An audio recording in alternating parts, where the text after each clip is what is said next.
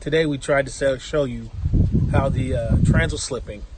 Turns out, after the car sitting for, I don't know, 8 days or so-ish, fucking shit didn't want to goddamn slip.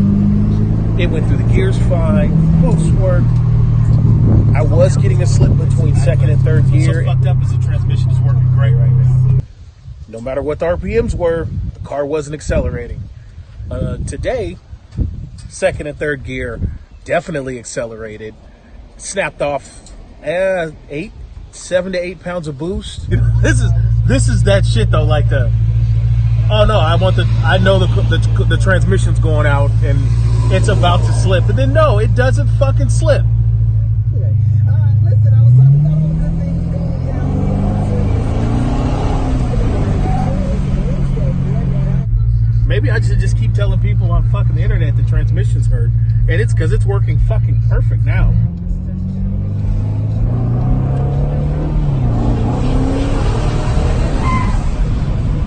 It's still not fucking slipping. Son of a bitch. That would have been it.